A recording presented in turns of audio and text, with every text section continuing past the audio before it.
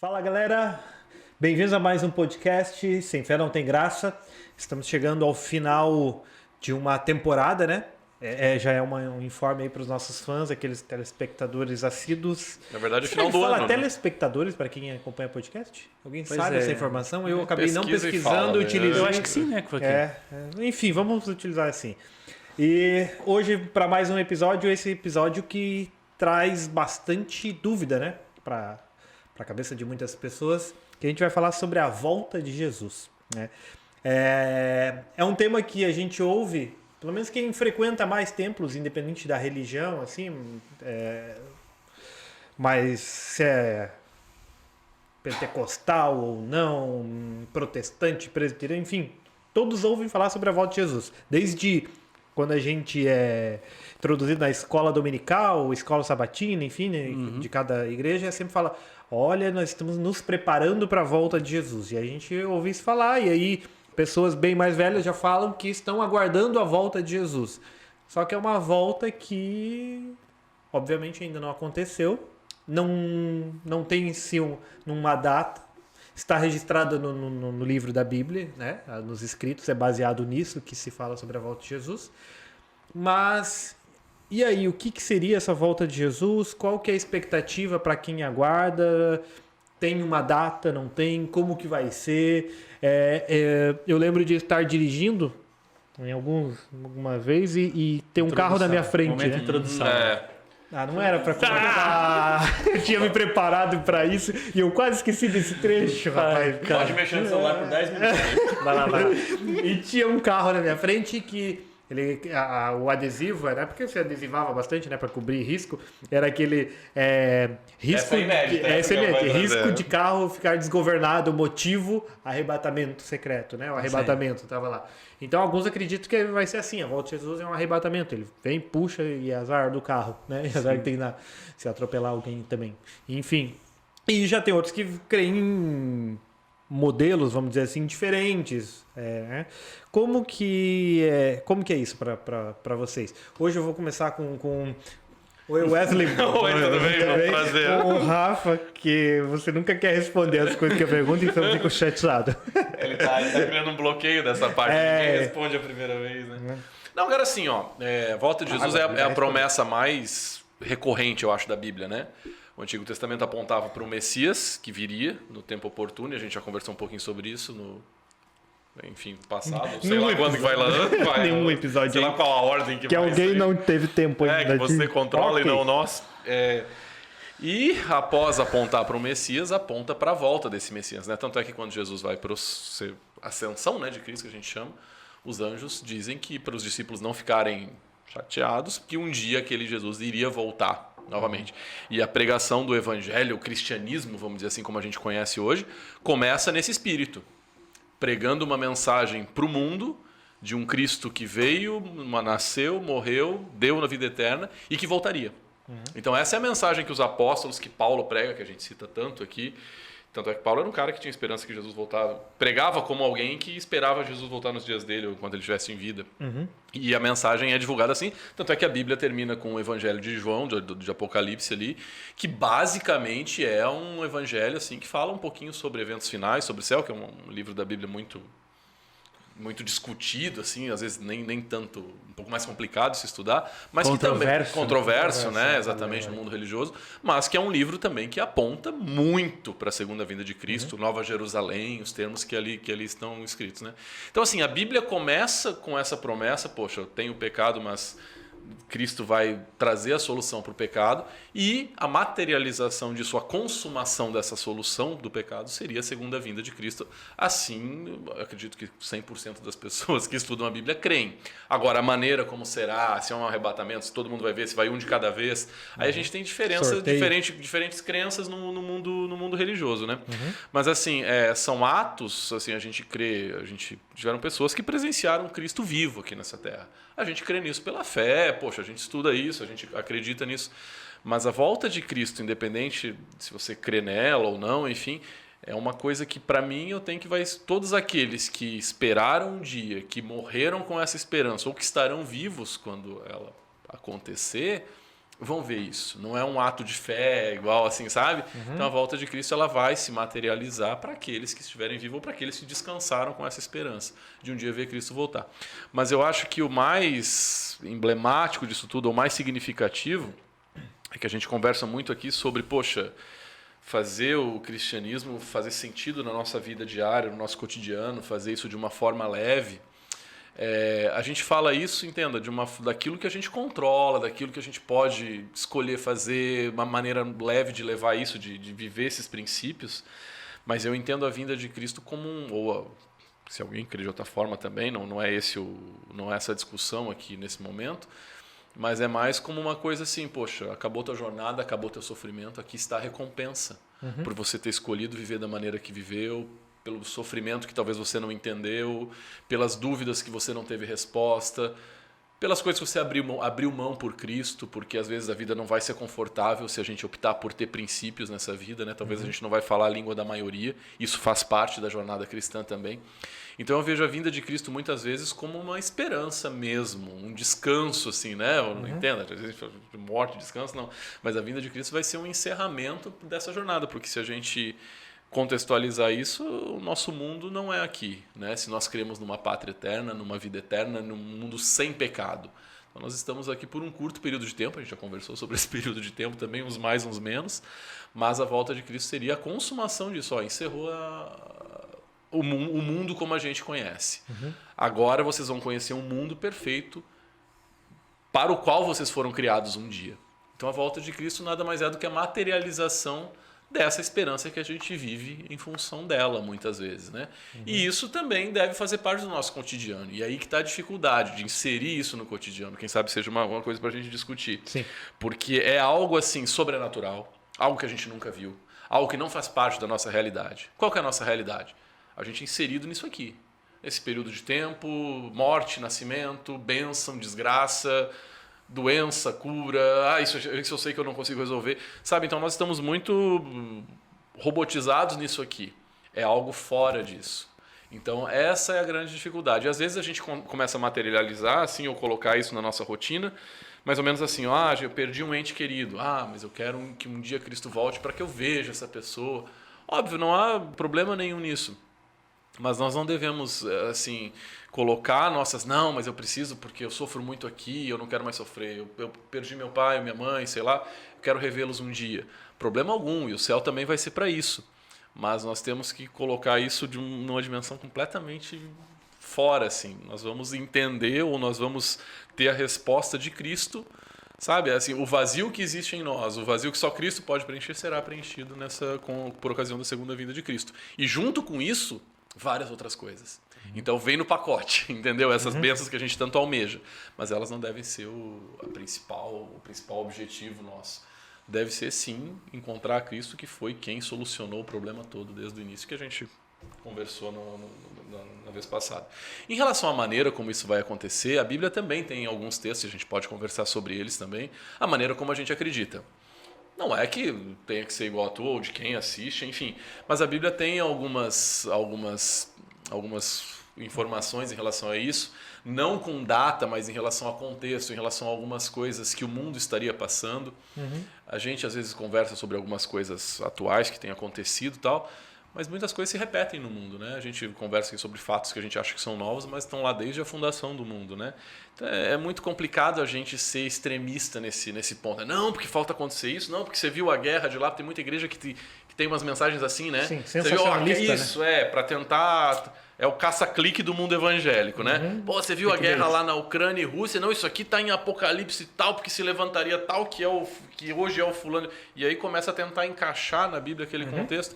A Bíblia não traz uma mensagem de sensacionalismo para a segunda vinda de Cristo. Ela traz uma mensagem de preparação daqueles que acreditam nesse evento e se preparam para ele. Mas o mundo, meu amigo, o pau vai quebrar do mesmo jeito, independente, sabe? Então a gente tem que ter muito cuidado com essas mensagens assim, né? Porque a Bíblia diz que nos dias finais vão enganar muitos, inclusive poderiam até enganar os escolhidos, né? Se a gente não ficar ligado com esse tipo de mensagem também sensacionalista ali. Então é basicamente isso, um resumo para a gente começar a discutir. Isso não foi a tua pergunta, mas... Na verdade a gente está acabando o nosso podcast. 10 minutos, já deu meus 10 minutos. Eu vou no banheiro, depois eu volto. A gente leu também, muitas vezes, a gente leu sobre isso que o Wesley falou agora, né? A gente leu muito errado também os sermões proféticos e os livros proféticos e os livros que tratam dessa questão escatológica, né? Que é referente ao fim. A gente já leu isso também de maneira muito sensacionalista também. A gente foi criado num ambiente um pouco assim sensacionalista, né? A volta de Jesus, aquela coisa. Se Jesus voltasse hoje. Tenha medo desse evento. Como está, né? Como está o seu coração, isso, né? Jesus está voltando. Perguntas se Jesus voltar agora, você estaria salvo ou perdido? A gente já falou isso, ou não foi aqui? Acho que foi. Acho que foi, não sim. Lembro. Foi enfim. A gente falou um pouco sobre... Na hora que a gente estava falando sobre a graça, que... Isso, a gente falou você um pouco estaria sobre salvo, isso. né? Exatamente. Se você não acompanhou, volte ao primeiro episódio. Mas veja todos os outros. E a gente aprendeu a ler o texto também de maneira sensacionalista. E o texto não fala sobre isso. Por exemplo, Mateus 24, né, que foi o que o Wesley citou assim diretamente. E os sinais, né? Guerras, rumores de guerras. A Bíblia fala assim, ó, isso tudo não é o fim. Mas ainda não é o fim. Não né? é o fim. Então, por que a gente acha que esses eventos são sinais do fim, se Cristo disse que esses sinais não eram sinais do fim? Então, esse é o primeiro. Daí depois termina o sermão profético e diz assim, ó, mas então aparecerá no céu o sinal do Filho do Homem. E aí, então, vai chegar o fim, né? Que é a volta, né? Que é a própria volta de Jesus, né? E me parece também alguma coisa relacionada à pregação do evangelho no mundo inteiro, né? De Mateus 24:14, né? Então, quando esse evangelho for pregado, né, a todo mundo e tal, então sim virá o fim, porque vai aparecer no céu o sinal do Filho do Homem e tal, então ali daí já é o fim mesmo. Então, assim, a gente ficar medindo, Jesus está perto de voltar ou não está? Guerra está chegando perto, acabou a guerra, deixou de ficar perto. Terremoto tá, nunca deu terremoto aqui. De repente, olha aí, ó. Um ciclone em Santa Catarina, sabe assim? Então a gente fica nessa, entendeu? E como tem gente medindo, né? que a volta disso, de Jesus né? como se fosse um termômetro. Agora não, mas agora o que o Papa falou agora. Esse é o último Papa. Esse é o último Papa. Teve até uns sermões aí, né? Então a gente Sete reis, sei lá das quantas. Então a gente fica criando. Se achar um consenso sobre isso, você avisa, porque não existe. Essa atmosfera, ela não é saudável, né? Não, Primeiro porque ela tem essa... você causar essa falsa sensação de urgência nas pessoas. Temor, né? Por temor, né? Aí daqui a pouco, sabe o que acontece? Daqui a pouco passa, Jesus não veio e daí a pessoa simplesmente ela fica adormecida. Que nem aquela história lá, daquela história em quadrinhos lá, olha, tá vindo a onça. Já viu essa historinha acho que é do Chico Bento, sei lá, uma coisa assim. Muito menos. Aí o cara saía correndo, o menino, eu tava brincando contigo e tal, a onça não veio e tal. Né? Aí quando vem a onça... Daí fez isso assim umas... 80 vezes. 10 vezes, brincando até que de fato uma hora a onça veio. O cara não acreditou que a onça veio, porque muita brincadeira, muita coisa, né? E quando aconteceu, não estava preparado. A pessoa não estava preparada, se lascou. Então, assim, em linhas gerais é isso. E a Bíblia Cristo contou uma parábola assim, né? Eu achei que até que você ia tocar na parábola do óleo ali das virgens, né? Cristo, são duas, exatamente. São 3 ali, acho que naquela sequência ali da Três vinda parábolas. de Cristo mesmo, né? Exatamente. E a mais famosa dela justamente essa, né? Tava todo mundo esperando. A da dracma perdida, isso, né? Isso, a da ovelha perdida. Da ovelha perdida e no fim, assim... Então, a volta de Jesus ela é a cereja do bolo, né? É a cereja do bolo. É o grande momento, né? É o grande clímax, né? Daquilo que se iniciou na cruz, digamos assim, né? O plano de salvação ali que se iniciou pelo ministério de Jesus e depois culminando ali com a cruz e depois todos os eventos, né, relacionados que por fim, né, acabarão por ocasião da volta de Jesus. Então a volta de Jesus é o grande evento, né, como Wesley falou, né? É o grande evento a ser esperado, né? É o evento a ser esperado, é a parousia, né? A vinda de Jesus, é o momento em que ele vai, é o momento do reencontro, né? Aonde nós vamos estar de volta com ele, né? A Bíblia fala que por ocasião da volta de Jesus, os mortos ressuscitarão, né? Então a gente vai ter a oportunidade de reencontrar novamente as pessoas que já se foram antes de nós. Então assim, quando a gente começa a ler, né, nas Escrituras sobre a volta de Jesus, né, o que vai ser esse momento, né? Quando Cristo retornar a essa terra, é um grande momento.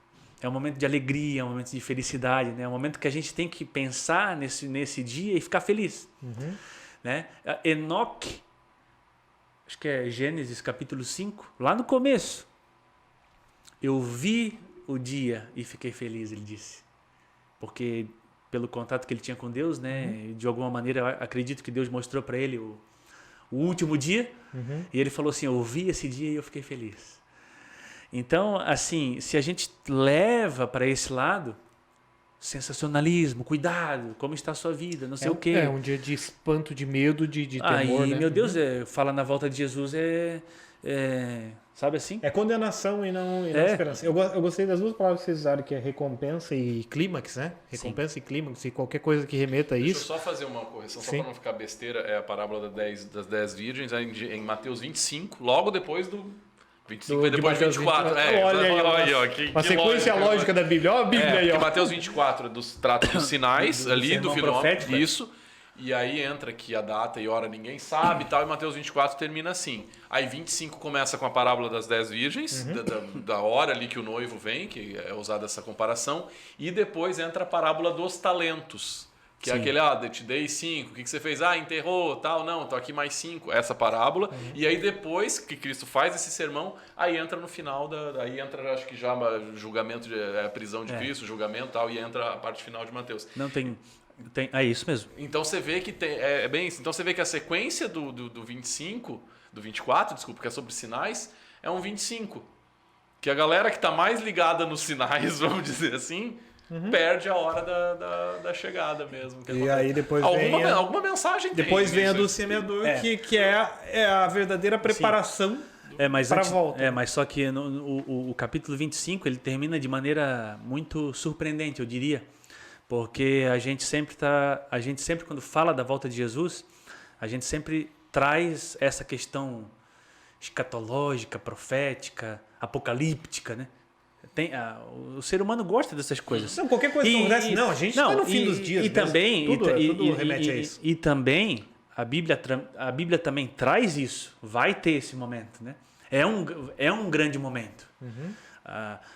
As nações estarão em angústia, vai estar... Sim, também. Assim, vai estar acontecendo umas coisas sinistras, assim. Né? Não vai estar tudo assim bem cor-de-rosa e não. A Bíblia fala de um colapso da humanidade, um colapso político, religioso, né? Que vão fazer com que realmente a coisa...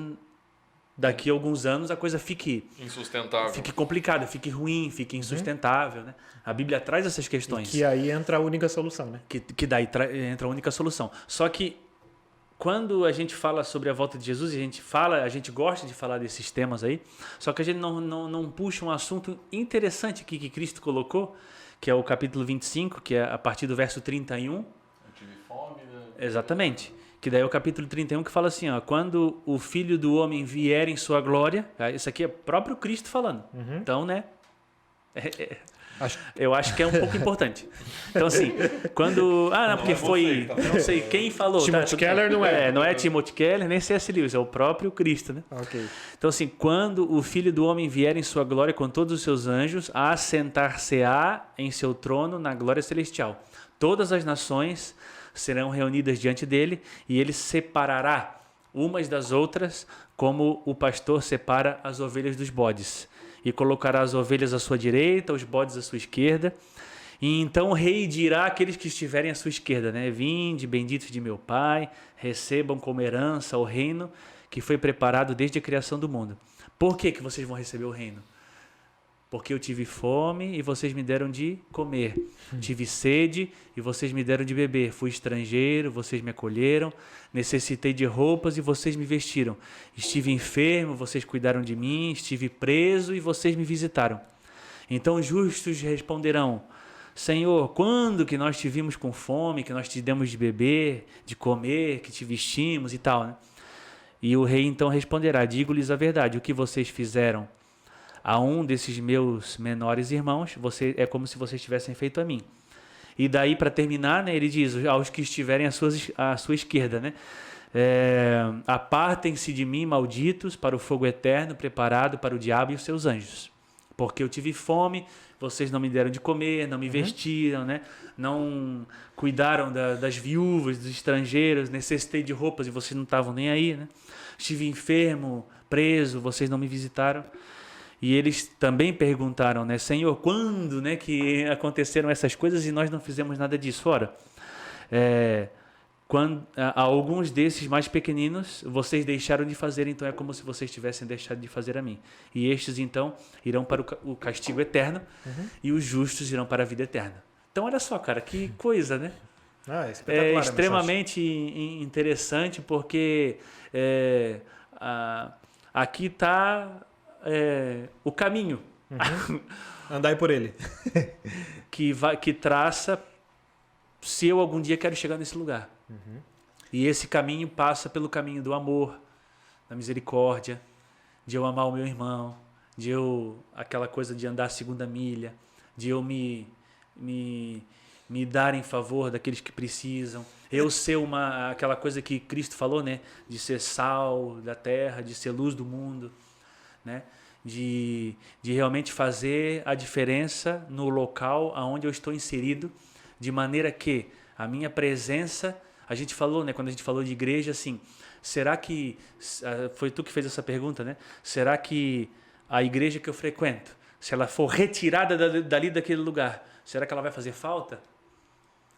Essa é uma grande pergunta, né? Só que a gente pode tornar isso mais pessoal, né? Será que se eu for retirado do local onde eu estou, né, do local onde eu pertenço, da minha família, daqueles que convivem comigo, será que eles vão sentir a minha falta? Nesse sentido aqui, de eu ser a pessoa que realmente faz acontecer, né, o reino de Deus nesses sentidos que foram colocados aqui por Cristo. E é interessante a gente pegar esse texto, porque a gente acha que todo mundo tem que estar no mesmo grau de conhecimento, de santidade, de igreja que a gente, ou melhor que a gente, né? Porque senão não é digno, vamos dizer assim, né? Cara, quantas pessoas vão passar por esse mundo e já passaram por esse mundo tendo 0% de conhecimento de Cristo? Sim. Mas foram pessoas que fizeram. Então, e a gente quer julgar, né? Não, esse merece, esse não merece, esse vai estar, esse não vai estar, e esse, poxa, foi ruim pra caramba. Cara, o julgamento entre vai estar ou não vai estar no céu, eu acho que nós vamos ter as maiores surpresas da nossa vida, se nós lá estivermos, e queira Deus que sim. Sempre diz que a maior surpresa vai ser a gente estar lá. Então, mas assim, quando a gente pega um texto desse, é que a gente vê que a nossa religiosidade não é fator de salvação. De jeito nenhum. Ela é assim, às vezes uma bênção que a gente carrega por ter um certo conhecimento, por entender, por se aprofundar no conhecimento bíblico, por ir atrás, não, mas eu quero seguir essa igreja porque eu entendo que aqui, pela Bíblia, eu entendi tal coisa, não, isso aqui eu não concordo, vou procurar uma... Sabe, essa busca, ela faz parte do crescimento cristão. Mas, cara, muita gente vai estar lá um dia que teve 0 conhecimento de cristianismo, 0 conhecimento, mas dentro do coração foi sensível à voz de Deus, à voz do Espírito Santo, e eu acredito muito que Deus fala com essas pessoas também, na maneira deles, na maneira de falar, e essa mudança de vida deles, na sinceridade que eles tinham, na luz que eles tinham, fez com que pela graça de Cristo eles estejam lá um dia. Então é mais ou menos assim. Poxa, reconheceu, fez, ajudou, amou, Deus é amor também, por que não? Né? Também não, é a palavra que mais define. Então, assim, muito cuidado ao a gente colocar o céu ou a volta de Jesus como uma exclusividade do mundo religioso. Jesus vai voltar para todos os filhos seus. Né? E o texto bíblico diz, né? O fogo eterno preparado para o diabo e seus anjos. O princípio foi esse. O fogo eterno, vamos dizer assim, muita gente no inferno, um dia a gente pode até comentar sobre isso, né? Sobre essa questão do inferno. O fogo eterno não foi preparado para as pessoas, né? Para os filhos de Deus. Aqueles que escolherem estar lá, estarão lá, mas não foi essa a intenção de Deus. Nunca foi para isso que foi preparado. E só vai estar lá quem realmente quiser estar lá. E a gente inverte. A gente coloca assim, não, só vai estar no céu quem sofrer, quem tiver... Se tiver que sofrer, é um detalhe. A gente já falou um pouco sobre sofrimento aqui. Mas a gente não, a gente coloca como mártir aquele que vai, não, esse aqui vai sofrer muito, tem que estar lá. Cara, o esforço vai ser para estar no inferno, não no céu. O céu foi preparado para todo filho de Deus. Agora, vivamos como pessoas que querem estar lá. É só isso. Vivamos como pessoas que querem, né? E é começando dali. E a coisa vai progredindo, vai. Ah, mas eu não tive tempo. Ah, mas meu pai faleceu, ele não tinha conhecimento disso. Cara, é Deus quem vai julgar. A gente não sabe disso. Descansa, fica tranquilo em relação a esse julgamento que nós às vezes fazemos e nós fazemos para os nossos entes queridos também, né? Que às vezes faleceram sem ter uma religião ou sem frequentar uma igreja. Cara, descansa desse peso. Isso aí é Deus que vai fazer esse julgamento. E assim, o julgamento sempre, sabe aquele julgamento tendencioso? Assim, eu imagino Deus assim, dessa forma, né? Desde que a gente tentando de todas formas encontrar um motivo para salvar. Isso. Tentando colocar a salvação no coração de todos os seus filhos. Cada um à sua maneira. Eu sempre tenho uma frase para mim que eu ouvi algum dia, mas Deus é o maior interessado que a gente se salve também. E Ele está nos ajudando nesse processo. Então, assim, muito cuidado com esses pesos que a gente carrega. Não frequentou a igreja, ou, poxa, conheceu a igreja que eu entendo como igreja verdadeira depois, frequentou uma igreja que não é a certa. Cara, Deus é o Pai, Ele é quem vai julgar isso. Óbvio, se nós temos uma mensagem que nós julgamos ser verdade, nós devemos resplandecer isso aí, transbordar isso aí, isso se chama evangelho, né? Mas não é porque a gente tem uma mensagem que ninguém mais vai se salvar, só quem tem aquela E quem aquela viver mensagem. de acordo com a gente, né? Então, essa questão de mudança de chave realmente na cabeça de que é muito mais fácil você ir para o céu do que a gente imaginava, ela muda toda a nossa vida, ela tira esse peso, né? Então, até voltando lá que eu tinha falado lá de quando vocês falaram de clímax, de recompensa, do ápice ser o céu, ele é o resultado de uma vida aqui na Terra onde você já vai vivendo experiências muito próximas de Deus, né? Você aguarda alguém que você convive diariamente. E aí tem esse encontro maravilhoso. E realmente acho que o céu é isso, vai ser esse encontro. E aí quando a gente está engessado em questões de, meu Deus, e agora? Começaram a aparecer os sinais.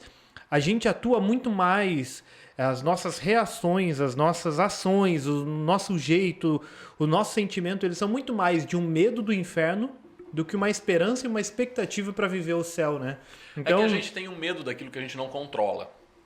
Então isso a gente não quer perder, mas a gente, eu quero ver o tempo que eu tenho aqui para fazer o que eu quero fazer, para depois eu viver de acordo com isso aqui.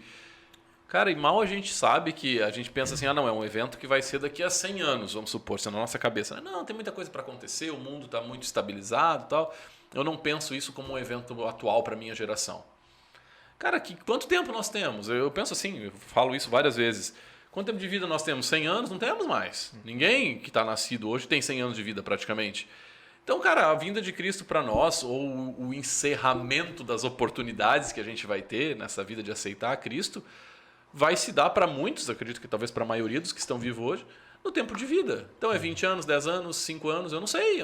Pode acontecer qualquer coisa com qualquer um de nós a qualquer momento. Nós estamos num mundo assim. Então, muito cuidado com esse postergar, né? Não, uma hora eu vejo, uma hora eu vou mudar, eu sei que eu tenho que mudar, eu sei que eu tenho que fazer. Não, ou aquela história, não, eu já vivi, eu sei o caminho correto, mas estou há 30 anos, uma hora eu volto e tal. Tem muita gente que talvez não esteja no céu por estar postergando mas isso. É porque essa volta é porque parece uma coisa ruim. A minha vida vai ser infeliz. Se eu voltar agora, eu tenho umas coisas para... Eu tenho umas coisas para resolver. Isso, eu quero fazer muita coisa ainda para depois voltar. Porque essa vida cristã tradicional, vamos dizer assim. Que pelo menos se apresenta para ele, é aquela vida ruim é o que o Wesley falou, que eu pago uma penitência para daí eu conseguir chegar no céu. Quando você uma vida vive de sofrimento, uma vida de você... limitações, né? Quando você vive o que está escrito, Deus é o grande estraga prazer, né? As coisas boas, não pode. Isso aqui, não. Isso aqui, não. Não. Suporte isso, porque o que Deus tem preparado para você vale todo o sacrifício. Exatamente. Agora. Daí tu fica, né? Isso que tu falou ali, que fez esse link, que eu acho espetacular, esse link da profecia relatada em Mateus 24 e tal, e vai falando e chega para Mateus 31, né? Mateus, não, de 24 e 25 já. 25, já no 25? No final do 25. Tá ali a beleza. Porque é só lembrar dos momentos em que a gente fez isso, a gente faz isso, o quanto a gente se sente bem em atuar em prol do outro, em ajudar o outro, em ver alguém se reerguendo, em ser a mão que ampara, em ser usado realmente por Deus, a felicidade que tem no coração. Então, assim, é isso, essa é a vida. E ainda mais saber de que já pensou, né? Por mais que talvez pareça muito utópico para a maior parte das pessoas e até para a gente às vezes assim, porque é fora de uma realidade que a gente vive, que igual o Wesley falou, é um mundo paralelo realmente isso. Ouvir um dia dos lábios de Cristo de que nós o ajudamos, se a gente crê nisso, se a gente acredita nisso, vai ser realmente um dos momentos em que a gente não consegue nem imaginar a emoção de estar olhando para Cristo e ele falando, você me ajudou naquele dia, que a gente nem faz ideia. Sim. E são nessas ações que a gente sente o amor dele transformando a gente e tornando a gente melhor. Porque a realidade é que a gente nós somos pessoas ruins, a nossa essência não é fazer coisas boas. Porém, quando a gente deixa Cristo atuar, esse evangelho ele começa a transformar a nossa vida e nossos dias são felizes.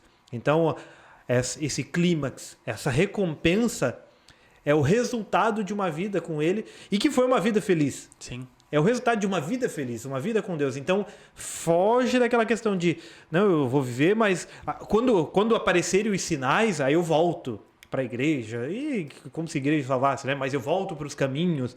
Por quê? Porque daí, na cabeça de grande parte das pessoas se eu vou voltar quando estiver perto, porque daí eu aproveitei muito a minha vida. Sim. Aí quando eu não puder mais aproveitar a vida, aí eu volto, aí eu fico ali, né, comportadinho, no meu recanto ali, seguindo essas coisas, fazendo isso, fazendo aquilo, tudo para agradar a Deus e para Ele me perdoar. Sim. Como se a vida fosse isso, essa balança nossa que a gente sempre pergunta, tinha uma e como se isso não grita como se isso fosse possível, né? Agradar a Deus. Aquela nesse questão sentido. assim, cuidado onde você vai. E se Jesus voltar e você estiver lá? Como se fosse aquilo ali o balizador para Jesus salvar. Quantas vezes estava fazendo cagada, olhava pro céu, mas não tinha uma nuvem pequena do tamanho da mão de um homem se aproximando para eu parar de fazer, né? Não, mas pegando o teu raciocínio, no início que você falou, a gente entende a vinda de Cristo como um mundo paralelo, né? Vamos dizer assim, não, é algo fora.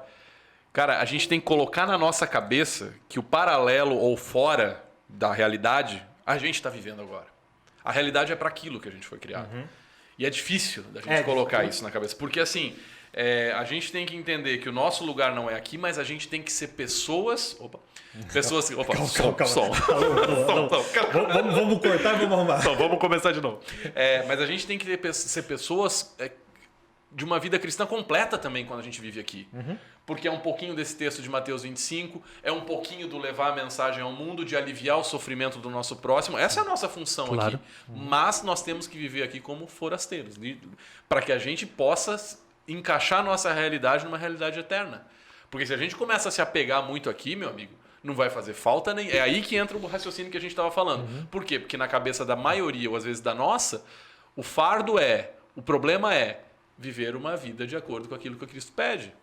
O que Cristo, de acordo com aquilo que a gente foi criado, daquilo que a gente saiu das mãos, da liberdade real, vamos dizer assim, que é não ser escravo desse mundo, né? Vamos dizer. Então, para muita gente é o contrário. Quando a gente inverter isso, aí vai ficar fácil, porque daí a gente vai ver que as coisas daqui, os sofrimentos daqui, as fortunas daqui, a prosperidade daqui não se encaixa com a escala de valores para a qual nós fomos criados, na grande maioria das coisas. Então, esse é o dilema constante que a gente tem que estar vivendo. Ser pessoas completas, ser cristãos completos, porque é muito fácil ser a fachada, né? Não, nós temos que ser mais que isso, mas também entender que nós estamos aqui por um pouquinho de tempo e somos forasteiros aqui. Não se acostume com isso, não precisa você se acostumar com morte, com sofrimento, com doença, porque não foi para isso que você foi criado. Você foi criado para viver sem isso. E a gente tem que colocar isso também no nosso contexto, para que a gente tenha uma esperança, um desejo, uma vontade, Porque senão é aquela história, não, quando eu for velho eu venho e tal, porque daí eu já curti meus 30 aninhos aqui de juventude, sei lá, acho que a juventude dura menos, se bem que a adolescência está cada vez mais cedo. Não, eu já me perdi nesse negócio de idade, mas agora enfim, tem esse geração Y, Z, Não, mas eu enfim, só sei que os 40 agora são os novos 30. Eu já não sei mais também que antes era isso, agora não é mais, enfim. Mas é mais ou menos isso, senão a gente acaba se perdendo nesse vai e volta, né? A gente não se encaixa nem num lado nem no outro e vai acabar perdendo o céu por estar com uma identidade meio dúbia aí. Será que a gente quer realmente, né? Complicado. Tem um texto aqui que fala assim, Júlio,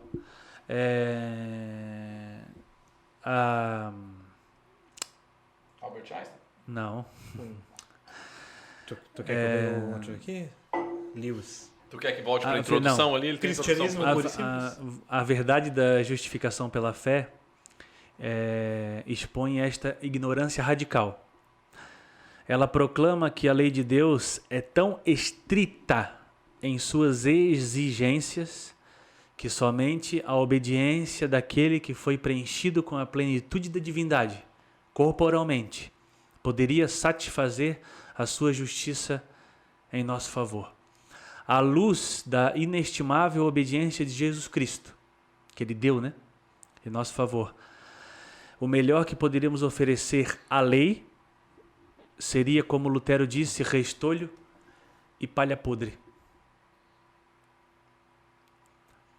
É bom a gente pensar nessas coisas, né? Porque, assim, diante da lei de Deus, eu sou um desgraçado. Simples assim. Não tem para onde correr.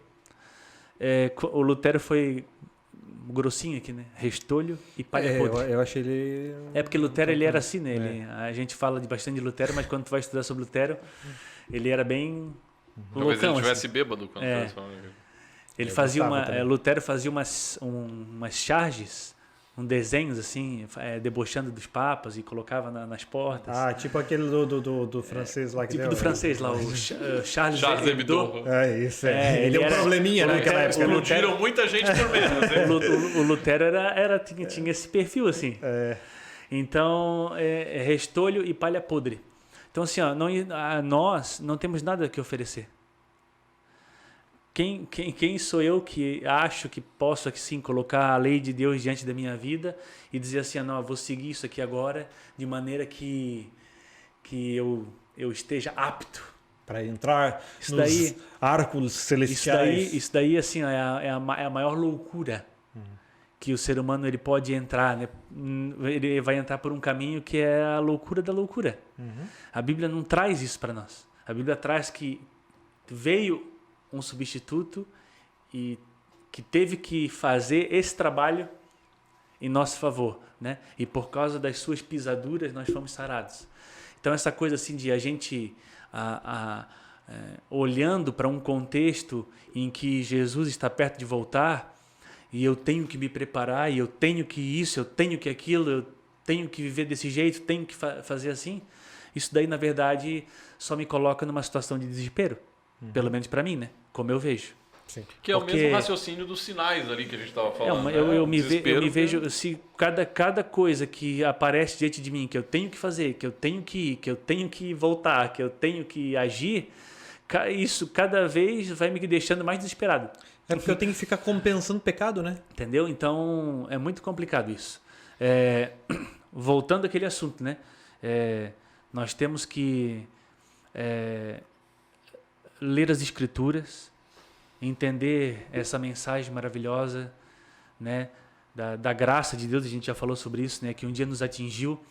Essa graça, ela agora, ela tem a capacidade de mudar radicalmente a maneira como eu vou entender e viver a minha vida dali para frente, né? Mas isso é num contexto não num contexto desesperador de que eu tenha que alcançar estrelinhas no meu boletim escolar celestial para que eu possa, sabe? Não. É num contexto mesmo de eu entender quem é o meu irmão, as nossas lutas são as mesmas, as nossas dores são as mesmas. Então, quando Jesus ele fala ali em Mateus 25, ele também não fala no sentido assim, não, então porque eu estive com fome e vocês me deram de beber. Então, quer dizer agora que eu Se eu gastar todo o meu salário agora com sacolão, e aí compro uma van e boto comida ali atrás, e toda semana agora eu levo comida para todo mundo, estou atingindo a minha salvação com isso, sabe? Na verdade, não tem nada a ver com isso. O que Cristo está falando é exatamente essa questão que eu coloquei aqui. É um entendimento de que nós somos falhos, de que nós somos humanos e de que nós estamos juntos nesse barco. Nessa barcaça furada, nós estamos juntos. E a única salvação e a única esperança é Cristo. E enquanto nós estamos vivendo aqui, a nossa vida aqui é essa vida. Essa vida de abnegação no sentido assim, de eu cuidar do meu irmão cuidar de mim, de eu ver a necessidade. Sabe assim, não é questão de levar sacolão e ir agora daqui para frente, agora toda semana eu vou no presídio visitar os presos.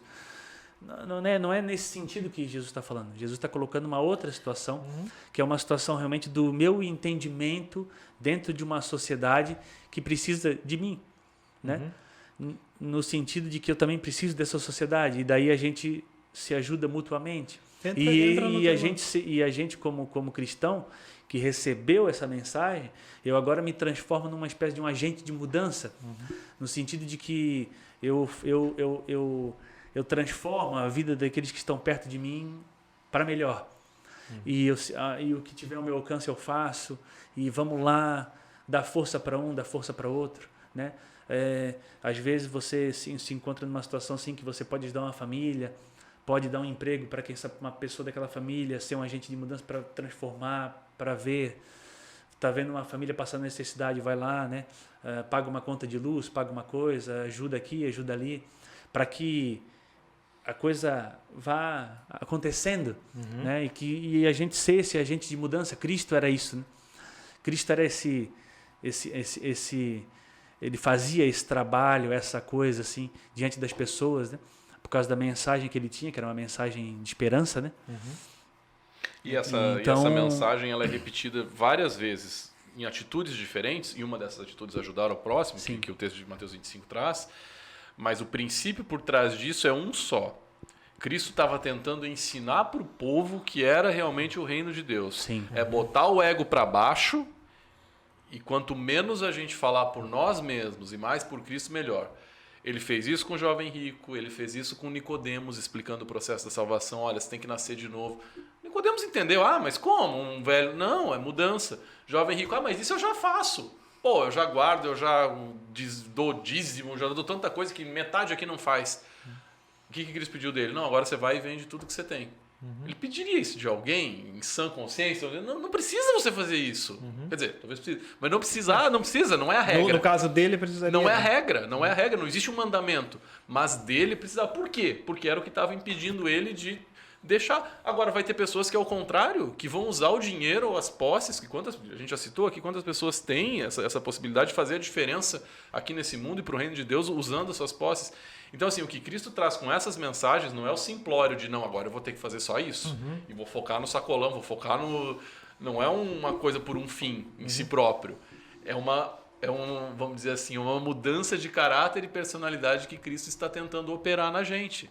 Escuta, quando você começar a entender que fazer ao teu próximo é o mesmo que fazer para Cristo, ou fazer para o teu próximo é a mesma coisa de fazer para o teu pai e para tua mãe, fazer para tua esposa, para o teu marido, para o teu filho, é como se você estivesse fazendo para um querido teu, aí você vai começar a entender o princípio de que Deus trabalha. Exatamente. Aí você vai começar a entender o que é o reino de Deus. Mas eu tenho que vender tudo, mas não vai fazer diferença na vida de quem eu nem sei. Não interessa. Mas para o teu coração aceitar Cristo, você vai precisar abrir mão daquilo ali. E algumas vezes Deus trabalha dessa forma, nos pedindo, ou às vezes de umas formas mais abruptas, assim, desde que nós permitamos que ele esteja, que ele atue e que ele nos mostre isso. Então é muito mais fácil a gente entender olhando para o outro, olhando para os textos. Então quando a gente entende isso dessa forma, fica até mais fácil da gente entender o que a gente às vezes tem tanta dificuldade, que é entender o reino de Deus. Porque a gente acha que é algo, primeiro, inalcançável, algo que nós não merecemos, algo que nós não podemos... E não deixa de ser verdade, isso tudo. Mas, ao mesmo tempo que a gente coloca essas barreiras, a gente vai tirando a graça, a gente vai tirando a maneira de Deus atuar, a gente vai tirando o sobrenatural que já atuou para que a gente herde isso um dia. Então, muito cuidado ao tentar racionalizar, não, mas a regra é essa aqui para todo mundo, não sei o que, não. Nós temos que entender o que é que Deus está pedindo de nós. para que Deus possa fazer a diferença através de nós. E talvez não seja sacolão todo dia, talvez seja dentro... De novo, agora nós vamos voltar ao que a gente sempre fala aqui. Talvez seja no nosso dia a dia sem graça que Deus está pedindo algo de nós ali para que a gente faça a diferença. Talvez nas pequenas coisas, nas portas que nós estamos abrindo para as pessoas, no alívio que nós estamos sendo para outra pessoa, através da nossa profissão, através das nossas posses, através do nosso favor, através do nosso abraço, através das palavras que a gente pode falar. Então, assim, é muito amplo para a gente engessar e pegar 2, 3 versos e colocar, não, isso é a receita de bolo para a vinda de Cristo, para o céu, para a vida eterna. Não. O que Deus está colocando ali, se a gente pegar, a gente vai pegar 50 textos, mais até, de como Deus deu dicas, assim. De novo, quando ele estava sentado era no templo, né? Que estava todo mundo dizimando. Sim. Todo mundo lá, sacos de dinheiro. Pô, todo mundo, nossa, aquele lá vai fazer a diferença. Não, aquele lá vai construir uma igreja com a grana. Aí vem a viúva e dá tudo que ela tinha, praticamente que ela conseguiu juntar, e aí ela é o exemplo. Você está vendo? Ó, materialmente não fez diferença nenhuma, mas no coração Deus entendeu que aquela foi a maior oferta, em valor, vamos dizer. Mas para o homem qual foi? Foi a menor, aquela. Então assim, por quê? Porque quem pegou lá, simplesmente pegou o saco de dinheiro, contou aquelas 2 moedinhas, foi que menos fez diferença ali. Mas para Deus não, Deus entende o coração e Deus conhece o coração. Então muito cuidado quando a gente tenta esconder de Deus ou quando a gente é tão leviano ao ponto de nem fazer esforço para entender o agir de Deus. E a gente começa, né? Não, tá enlatado aqui, tá engessado aqui, não é só fazer aquilo, é só deixar de ir, só ir. Não é assim. Deus quer uma coisa mais ampla, né? Eu gosto muito do termo reino de Deus. E aí tem até aquele negócio do... Tem até uma igreja com esse nome, se quiser. Sim, a gente não vai citar porque não somos patrocinados. Mas tem até aquela questão do reino que já chegou, mas não ainda, né? Que depois um dia a gente pode até comentar sobre isso, mas eu gosto do... Se a gente fosse comentar tudo que a gente falou que a gente vai comentar depois... Mas eu acredito que o podcast vai ter pelo menos mais um ano aí. Estamos trabalhando aí, renovando os nossos patrocínios. Eu não tenho tanta fé nisso aí, não. E eu tô sabendo que a partir do ano que vem já não vai ter mais custos. Por quê? Eu tô tentando... O pessoal de trás dos bastidores ouça essa mensagem. E tem o pessoal que está querendo também vincular o estabelecimento, né? Aqui, sim. Se o estabelecimento sobreviver a essas crises aí. Você quer citar o nome do Pablo? Não vamos citar nomes aí, mas de repente tem, sei lá, uma creperia. Não. Se quiser patrocinar aí bebida, qualquer coisa, cigarro, a gente precisa de falando aqui sobre princípios, né? Mas eu gosto muito desse negócio do reino de Deus, de entender que o reino de Deus já está aqui. Porque a mensagem de Cristo ela era muito clara quando ele veio aqui. Ele veio aqui para servir. A gente até às vezes nas nossas rodas de amigos brinca que é maior é aquele que serve, né? E foi isso que Cristo veio fazer aqui. Ele não veio ser o rei para mandar, para dizer... Não, ele veio ser... O rei veio para servir. Servir o próximo, servir o necessitado, servir o marginalizado, servir aquele que estava excluído da sociedade. Ele veio servir aqueles que a sociedade tinha excluído. Principalmente os rejeitados, aqueles que ninguém queria. Ele veio para essas pessoas. Ele veio pro leproso que ninguém queria tocar.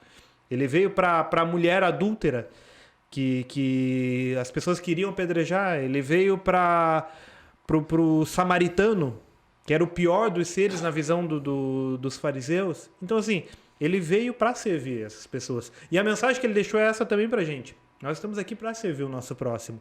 E quando a gente está servindo o nosso próximo, a gente está vivendo o reino de Deus aqui na Terra. Sim. E quando a gente vive o reino de Deus aqui na Terra, a gente encontra um propósito para a nossa vida. Voltamos àquele tema do propósito. Nosso propósito aqui é servir. Seja na nossa função... E nem por isso ele deixou também de dar a letra para quem estava no caminho religioso. Vamos dizer assim, porque... Esses que você citou, a prostituta, o leproso, que era de um povo que não era bem visto pelos judeus, cara, eram pessoas que não tinham voz, que estavam rejeitados ali. Então eles foram abraçados por essa mensagem, de uma maneira como nenhuma outra mensagem judaica os abraçou. E Cristo era um judeu, era um rabi, vamos dizer assim, né? Então eles se sentiram abraçados e incluídos nessa mensagem. E da mesma forma também ele repreendeu aqueles que julgavam ter essa mensagem já definida, não, eu estou fazendo tudo certo, não preciso de mais nada, e ele entrou também como abrangente para esse povo. Resumindo, a mensagem foi para todos. Foi. Todos estavam, de alguma forma, à margem dessa mensagem. A prostituta estava fazendo algo errado, não vamos aqui contemporizar também. Só que para... Estava ganhando a vida de uma maneira digna. Não sei, depois a gente vê isso aí. Então, assim... ela ia ser apedrejada pelas leis ali, mas em Cristo existiria o perdão para ela, e foi isso que Cristo estendeu para ela. Vai e não peques mais. É mais ou menos essa a mensagem. Da mesma forma para o religioso, desde que ele aceite que ele precisa mudar. A prostituta entendeu que ela precisava mudar. E o religioso entendeu ou não? Os dois estavam errados, entenderam, né? Os dois estavam errados. mas nem todos se encaixaram. Como tiveram muitas prostitutas que não entenderam a mensagem de Cristo. A gente tem um exemplo, né, dessa aí, e alguns exemplos do samaritano ali, que era mais da cultura ali, não tinha problema algum, né? O cara nasceu samaritano e aí não podia participar da adoração, não podia, enfim. Era como se fosse um argentino. Não, mas a gente está torcendo para a Argentina. Quer dizer, eles não estão torcendo para Marrocos. Marrocos. Né? Marrocos é a nossa nação mãe hoje. Marrocos e Argentina. Na final. Hakimi. Todos com ódio da Hakimi França. já está convidado, inclusive, para vir trazer o troféu aqui. Então, assim, essa mensagem ela abrangeu a todos. Cristo, não é porque ele deu pedrada nos religiosos que os religiosos, alguns não entendem. Nicodemos foi um dos que estava com o coração aberto para ouvir aquela mensagem. Mas qual que é o problema maior do religioso? Ele já está no ego. Ele já está no, não, eu não preciso. Eu não preciso dessa mensagem. Então, para chegar até ele é mais difícil. Ele não precisa de Jesus. A prostituta não, ela está com o coração aberto, cara. Quem abrir o braço, ela vai ouvir, ela vai entender, ela vai receber.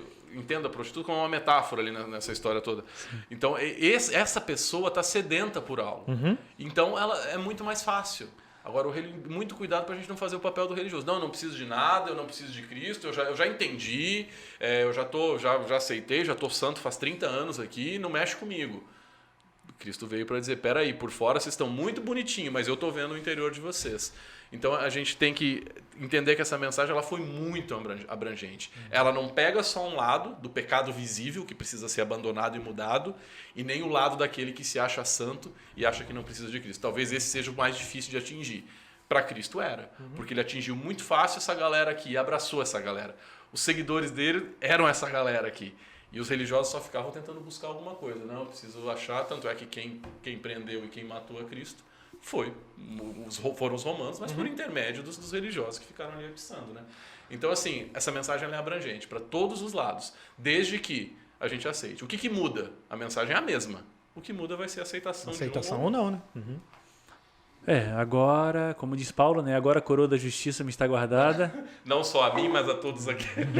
Na qual o Senhor justo juiz me dará naquele dia, né? E ele não vai dar só a mim, mas a todos aqueles que amarem a sua vinda, né? É o 2 Timóteo 4:8. Interessante, porque ele vai todos aqueles que amarem a sua vinda, né? Não temerem a sua vinda, não ficarem com medo da sua vinda, né? Então a volta, o evento, né, da volta de Jesus é um evento para ser amado, para ser aguardado. Aí que está o termo, o esperado também, a gente tem que... É para ser aguardado. Eu tenho que ficar assim, sei lá, é que nem quando tu é convidado assim para ir num casamento muito legal, assim. Festa de casamento festa de casamento é uma coisa legal, né? A gente tá na fase que um dos prazeres da vida é comer, né? Não, eu continuo não gostando de festa de casamento. Eu fui ao estádio. Não. Ao estádio pode ser. Festa infantil que tu gosta. Tá, eu não gosto de festa, na verdade. Há um show. Há um churrasco. Um churrasco. Há um churrasco. Ou seja, um evento muito legal que você gosta de ir. E não precisa levar nada. Não, Porque o casamento... Não, partindo do às vezes eles te ferram, tu tem que dar presente. Tem que gastar, tem Sim, partindo do pressuposto, Júlio, que você tem dinheiro suficiente para bancar a festa. Tu é o cara do casamento. Não consegui me encaixar nessa história. Eu não entendi a mensagem dele, mas ok. A tua metáfora não deu, mas a gente não, entendeu. É que o Júlio ele é anti-casamento. Ele casou por milagre, na verdade. Inclusive temos que trazer a mulher dele aqui. Vai ter o especial casais. O especial milagres. Especial milagres. Enfim, o lugar onde você gosta de lasque-se. 5 minutos para chegar no final do... É isso, entendeu? Tu fica aguardando aquele dia, tu fica aguardando aquele dia chegar e tal, e porque você sabe que lá vai ter coisas que você vai gostar muito, você vai estar junto com pessoas que você, imagina, vai estar e tal. Então, você aguarda aquilo, né? E quando a gente pensa na volta de Jesus e depois, não só no evento em si, né? Mas depois, assim, o que vai ser um dia estar com Cristo, né? Seja lá onde for, no paraíso, onde cada um acredite que seja o local, né? Na constelação de Órion, seja lá onde for, né? Onde, assim, ó, eu sempre gosto de lembrar, né? E de trazer essa memória assim afetiva, essa memória infantil que a gente tinha, né? Porque era mais legal. Era mais legal. O céu era mais legal quando a gente era. Mas ele continua sendo legal, é porque a gente pensa pouco sobre isso. Mas assim, a gente olha os personagens bíblicos, né? Por exemplo, Moisés, o próprio Paulo, né? O próprio Cristo. Então, assim, imagina o que é nós estarmos na presença dessas pessoas um dia, né? Conversar com essas pessoas, sentar, né, em algum lugar especial e poder contar as histórias e conversar, né? Pessoas, imagina o que vai ser estar nesse lugar, participar das coisas que acontecerão lá, coisas assim que a gente não tem nem como imaginar, não tem nem como mensurar. Dá para usar aquela passagem, né? Olhos ouviram, ouvidos ouviram, nem se passou pelo coração do homem aquilo que Deus tem preparado. Essa passagem não fala sobre isso, então, né? Dá para fazer um poema para usar, mas não é... Não, Efésios 2:6? Não, 1 Timóteo 2:9. 1 Timóteo 2:9, né? Sim. 1 Coríntios 2:9. 1 Coríntios 2:9, é o que eu falei aqui primeiro. É que esse texto aí fala sobre a vinda do Espírito Santo. Né? Sim. Então as coisas que o olho não viu... É que ele poeticamente, ele encaixa muito bem com o céu, né? É que as palavras, né, no sentido poético, se encaixam bem com a situação do céu, né? Sim. Mas não que a Bíblia, nesse texto, fale sobre isso, né? E é isso mesmo. Então a gente pensa pouco, né? Sobre o céu, ou então a gente está pensando pouco sobre Cristo, sobre a pessoa de Cristo, né? Porque não tem como eu pensar em Cristo, não tem como eu olhar para Ele e imaginar tudo que eu já vivi e tudo que a gente já viveu até aqui. E eu sempre digo assim, ó, Senhor, aquela música do Jesus é o farol lá que o Heritage Singers canta, Jesus is the Lighthouse. Tem o final de umas estrofes assim, onde o meu barco estaria, né? Se não fosse o farol iluminando, né? O farol é Cristo. E assim, quando a gente pensa em Cristo, eu penso isso, onde eu estaria agora? Onde estaria agora Cristo, né? Esse meu pobre ser, se não fosse Cristo, né? A maneira como Ele me segurou, a maneira como Ele me amparou, como Ele cuidou de mim, como Ele foi bondoso, como Ele tem sido bondoso, como Ele tem sido amoroso, fiel e misericordioso comigo até esse momento. E tudo que Ele fez por mim, e a gente começar a meditar e a pensar em Cristo e quem Ele é. Cara, não tem como eu pensar num local em que eu não queira estar com essa pessoa, sabe? Então, assim, se eu não quero estar nesse lugar, se eu não penso nisso, é porque eu tenho pensado pouco sobre. E tenho vivido pouco com. Pensado pouco sobre Ele. E vivido pouco com Ele e tendo pouco relacionamento com Ele. Porque se realmente assim a gente levar a sério essa questão, não importa o local, na verdade, né? O que importa é que ele vai estar lá, né? E se um dia Ele não estar lá, né? Também nada daquilo vai ter sentido, né? Se Cristo não estiver lá, a gente já sabe isso, né? Então, pensar no céu, né? E na volta de Jesus, nesses moldes, assim, é muito mais saudável, né? Muito melhor, né? Do que numa coisa que eu tenha que ficar correndo para alcançar desesperadamente, né? Como uma escada rolante que eu fico ali andando e correndo e nunca saio do lugar e nunca vou conseguir chegar em lugar algum. Porque se eu depender de mim mesmo, das minhas forças, do que eu posso, do que eu consigo, ou do que a minha justiça representa, eu na verdade, que nem disse Lutero ali, né? É tudo restolho e palha podre, porque nada tem sentido. Agora, quando eu olho para Cristo, quando eu vejo a situação toda e o meu olhar, né, se amplia sobre o que vai ser aquilo, né? E aquilo que Cristo tem preparado para nós, né? Ele mesmo disse, né? Eu estou preparando um lugar para vocês. E quando eu for, fiquem tranquilos, mas eu vou voltar, né? Para que onde eu estiver, eu quero que vocês estejam comigo também. Essa foi a promessa que Ele disse, né? João 14, de 1 a 3 ali, né? Então, Ele está nesse momento preparando esse lugar, cuidando com carinho desse lugar e está ansioso para nos receber nesse lugar. Então a gente tem que pensar assim. Sabe essa visão romântica que a gente tem do céu e de Cristo? É isso. Eu acho que essa é a única coisa assim que a visão romântica ela é verdadeira assim. Que é isso mesmo. E não deixa de ser um pouco da visão tradicional, vamos dizer assim. É a visão bem tradicional. É a visão bem tradicional. E assim, isso tudo não deixa de ser também uma folga, né? Ou uma válvula de escape assim para a correria que a gente tem aqui. Porque tudo que a gente... Lógico, salve algumas exceções, aqui vai ser plantar, colheu. Sim. Correu atrás, conseguiu. Parou de correr, acabou. Então aqui nessa terra, a nossa vida, o nosso dia a dia, ele é feito assim. Então a gente coloca o céu também nesse pacote, né? Não, se eu fizer, eu vou ter. Se eu não fizer, eu não vou ter. Então, não deixa de ser uma válvula de escape para que a gente medite, para que a gente pense que nem... E para que dê uma folga um pouco dessa rotina louca, né? Que a gente tem de meritocracia, vamos dizer. E mesmo às vezes merecendo, a gente não alcança muitas coisas. Porque acontece algumas coisas, passam a perna na gente, ou acontece alguma desgraça, algum desastre, você vai fazer parte. Então nem tudo... Justiça não é aqui bem o local que não vai ser aqui que a gente vai ter a prosperidade também.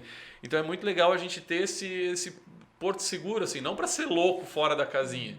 Não, mas para entender que, cara, tem algo maior, tem algo melhor nos esperando. Calma, não é só isso aqui, não é essa coisa frenética aqui que você está acostumado. Tem algo que vai vir de graça, tem algo que vai vir pelos méritos de Cristo. Basta que a gente queira, né? E sem fardo, sem desgraça, sem meritocracia, sem fazer nada por merecer, mas sim nos incomodando de deixar de fazer aquilo que Cristo pede de nós. Esse é o quê ali da questão, né? Nos incomodando porque Cristo já fez tanto por nós, poxa, o que me custa? Não me custa nada, né? Pelo contrário, eu vou ter prazer em viver de acordo com aquilo que eu creio que quero para mim um dia. Né? Eu acho que é isso, assim, o prazer em viver com Cristo, ele vai me ajudar demais e vai mexer muito com o meu coração para aguardar, porque muitas vezes me culpei assim, porque eu não tinha vontade de volta de Jesus. Tá legal aqui, não tinha vontade, assim. Porque não fazia sentido. Agora, quando você começa a aprender um pouco mais dele, viver com ele e tal, você começa a aguardar. Porque eu amo aguardar aquilo é quem eu conheço. Né? Como é que eu vou criar amor e esperar e aguardar alguém que eu não tenho contato, não tenho intimidade? Agora, quando a gente vive com Deus... E acho que essa mensagem é muito importante. É muito melhor viver com Jesus aqui. É bom, vale a pena testar, se nunca testou, viver com Jesus, dá uma chance para conhecer Ele, dá uma chance para essa graça invadir o coração, vale muito a pena. E o que Ele tem para entregar para a gente aqui na Terra é espetacular. Agora, imagina o que Ele tem preparado para a gente no céu. Eu não consigo imaginar, acho que eu também concordo nessa visão romântica das páginas da sentinela dos Testemunhos de Jeová, aquela imagem lá do tigre lá e tal. Isso. Né? Acariciando os tigres. Isso, essa visão romântica e bonita que a gente tinha na infância e que a gente queria de estar no mundo onde só o amor reina, a paz reina. Mas assim, Júlio, a gente... o Keller fala sobre isso, a gente falou sobre o Natal, e naquele livro dele sobre o Natal ele fala assim que a vinda de Jesus a esse mundo e o que Jesus representa, ele transforma, né, a maneira como a gente lê as outras histórias. Então a gente pensa assim em qualquer outra história que você goste. Aí ele cita no livro ali, né, a Bela e a Fera, o Superman... Todas essas histórias que desde de criança a gente gosta dessas histórias assim, e existe um motivo pelo qual nós gostamos dessas histórias, porque ela trata dessa coisa assim de você vencer o mal, né? De o soldado mata o dragão e salva a princesa e tal, e tem histórias de, por exemplo, Superman voa e tal, e tem toda essa questão assim. E por que a gente gosta tanto dessas histórias, né? E essas histórias elas são contadas e todo mundo gosta, e as crianças gostam. A gente vai no cinema para ver os filmes dos super-heróis. Eu, por exemplo, particularmente gosto muito, né? De ver o filme dos super-heróis. Vou falar, vou te passar um link de uma pregação. Mas por que isso tudo isso tudo tá assim, a gente gosta tanto? Porque aqueles filmes, apesar de, obviamente, eles não serem reais, mas eles tratam de uma questão nossa interna, de que realmente um dia tudo aquilo vai acontecer. Um dia eu vou poder voar, um dia isso vai acontecer, um dia tal coisa vai acontecer. Haverá justiça, vai ser feita a justiça. Um dia vai ser feita a justiça. O mal não vai prosperar para sempre. Um bem um dia ganha e todo mundo fica feliz no final. E daí voa. Um dia eu vou voar com dragões, um dia eu vou voar com isso, um dia vai acontecer isso, né? Então, essas histórias, apesar de elas não serem reais, mas por causa de que Cristo veio, elas em si contêm uma verdade que ela vai se cumprir depois naquilo que Cristo um dia vai vir fazer, né? E isso é legal pensar nisso. Então, quando a gente vê essas coisas, a gente vê essas histórias, na verdade, tudo isso é como se fosse assim, uma espécie de um lembrete e de um carinho, assim, um afago que se faz no nosso coração e diz assim, um dia isso vai acontecer. Pequenas metáforas. A gente tem pequenas metáforas. A gente tem uma queda pelo sobrenatural, né? É bem isso. Por esse tipo de... São pequenas metáforas de uma realidade que vai existir um dia. Transcendente. Né? Que transcendem isso. E isso só é possível através de Cristo e porque Ele veio, né? Então, o Evangelho e a volta de Jesus e essas coisas que a Bíblia traz, ela também tem essa capacidade de mudar, né, a maneira como nós enxergamos outras histórias, né? E elas não são reais, mas elas são, como tu bem disse, né, uma metáfora de coisas grandiosas que um dia vão acontecer. A Bíblia fala sobre isso, né? Tem um texto em Salmos que diz assim: naquele dia as árvores dançarão. Eu acho legal esse texto, porque me remete. Dança. Quando eu li esse salmo, a primeira coisa, Júlio, que me veio da cabeça foi o desenho do Mickey Fantasia, lembra? Não assistia. Não assistisse esse? Disney eu vi. Lembra, né? Disney, eu vi uma fita cassete um dia de um pastor que ele ao contrário, né? Ao contrário, né? Que tem uma parte desse desenho que realmente as árvores elas dançam, assim, e elas conversam umas com as outras, elas dançam. As árvores balançam. Tem até a musiquinha. Olha aí, ó. E aí, Era assim, mas assim, a nossa mente é remetida a essas coisas, né? Então, assim, é bom pensar nessas coisas. Faz bem.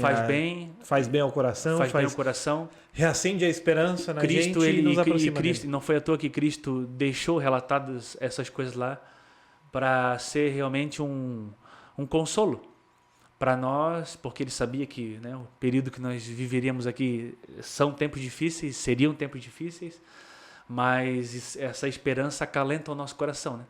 A esperança ela é maior do que o medo. É isso aí, então. Deu, né? Não, só não aguenta mais. 9h15 já. Não, 1h05. 1h05. Eu tô com o meu relógio. Acabou a bateria. Tem que... a gente vai... Como sempre. Horário de verão, a gente vai ter que cortar uns minutos ali pra gente conseguir custear o episódio. Né? Sim. Então, obrigado a você que ficou até o final. Você, porque deve ter sido só uma pessoa, provavelmente, né, que ficou até o final. Que nós ficamos até o final. Um dia a gente vai ter que voltar nesse tema, porque ele é muito amplo. Muito a gente extenso. não falou nada sobre o céu, a gente não falou nada sobre a eternidade, nem falou sobre a volta de Jesus, na verdade. os meios, né? Arrebatamento. O que falou, então? A gente falou as coisas, é isso aí, é o que dá. Vocês não se preparam. Eu mando o roteiro. Mas agora nós vamos ter que fazer reuniões. O Júlio não fez introdução hoje, daí a gente ficou perdido. Nossa. Cadê a frase da Madre? Hoje cabia uma frase da Madre Teresa de Calcutá. Cadê? Foi tanto texto. É que não deu tempo. Mas para todo perdido há uma esperança em Cristo. Amém? Amém. Ele usou a palavra. Tá, eu vou usar outra aqui então. As árvores balançam. A traseira de caminhão da cartolina do arrebatamento acabou também. Né? Não, era um adesivo.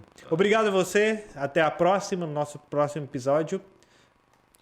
Larguem o celular e cumprimentem as mulheres. Eu achei que tu ia demorar muito pra falar. Não, é que a gente fala porque tu vai 5 minutos. Não, eu fui Valeu, pessoal. Boa noite. Tchau. Até a próxima.